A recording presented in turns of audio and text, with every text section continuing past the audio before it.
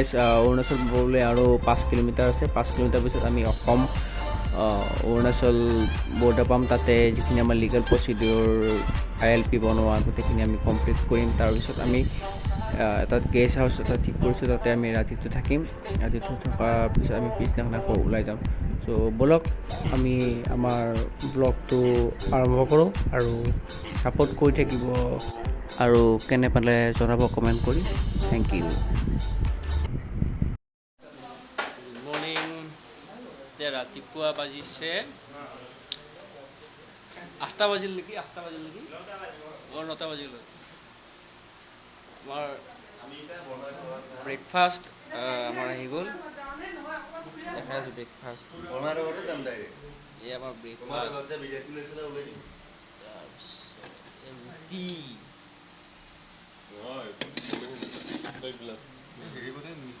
mixer দিম বুলি কোৱা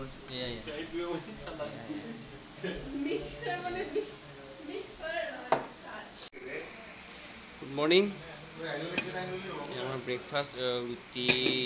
চব্জি আহি গ'ল মইতো ৰেডি গুঞ্জন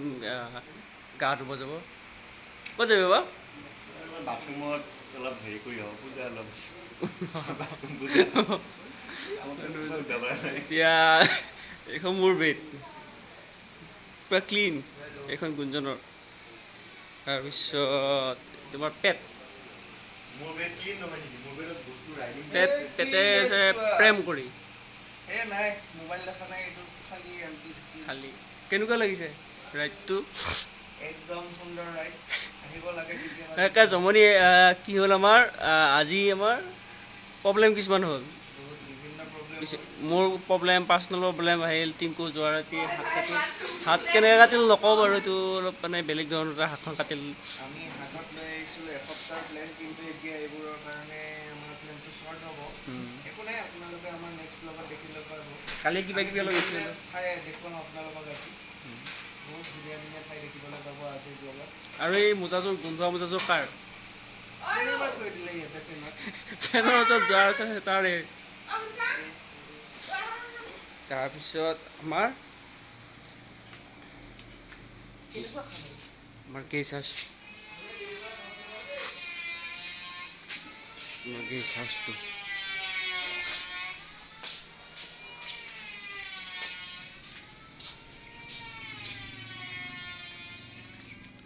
এই গুঞ্জনৰ বাইক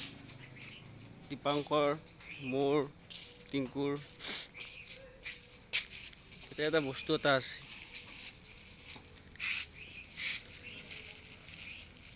নেমু এটা পাইছিলোঁ আমি পাই পেলাই নেমুটো আজি 3 দিন ধৰি এনেকৈ বাইকৰ পিছত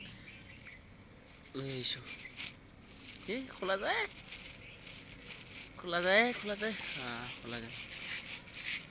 এইটো নেমু এইটো নিমখ এয়া গুঞ্জনে গা ধুব গাটো ধু কিন্তু মজা এইটো মই প্ৰেম কৰি আছে এই ৰুমটো বেগ পেকিং কৰিব আছে ৰুমটো দেখাই মোৰ বিচনা গেষ্ট হাউচৰ পৰা ওলাই আমি মোৰ লগৰ এজন আছিলে অনন্ত গগৈ তাৰ ঘৰত আমাক দুপৰীয়াৰ কাৰণে খোৱাটোৰ কাৰণে নিমন্ত্ৰণ দিলে সেইকাৰণে আমি তাৰ ঘৰত আহিলোঁ আহি কেনে অলপমান ৰাস্তাটো আমি চালোঁ ৰাইডিং জেকেটখিনি এইবিলাক সকলোকাই আমি ওলাই আহিলোঁ ৰাস্তাটো কি মজা তাৰ বস্তু ভাল লাগিছে যে ৰাস্তাবিলাক পূৰা এইখিনিলৈকে পূৰা ধুনীয়া মানে আৰু কি ক'ম দীপাংকৰ বাইকখন থৈ কেনে সি মোৰ বাইক চলালে ব'লক আৰম্ভ কৰোঁ আমি এতিয়া কি পালোঁ কৈ দিয়া ৰঙালী বিল পালোঁ ইয়াৰ পৰা আমি কিমান দূৰ যাম 1 কিলোমিটাৰমান যাম না গুঞ্জনে বাইক চলাই আছে এখন আমাৰ পিছত এজন ভণ্টি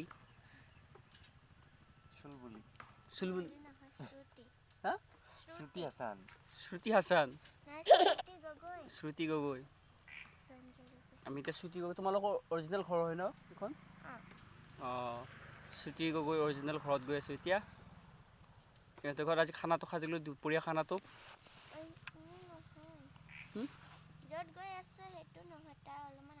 ও তাৰ অলপ আগত এটা ঘৰ আৰু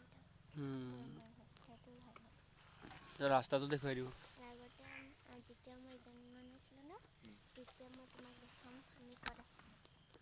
তেতিয়া মই কেঁচা হৈ আছিলোঁ তোমালোক ইয়াতে আছিলা নেকি তুমি অঁ আগতে আছিলোঁ মই জন্মই নহৈছিলোঁ তুমি জন্ম নহওঁতে ইয়াতে আছিলা এইটো ধুনীয়া ভিউ সন্ধিয়া হৈ আহিছে আৰু ইয়াতে বাঘ ওলাই গম পাইছা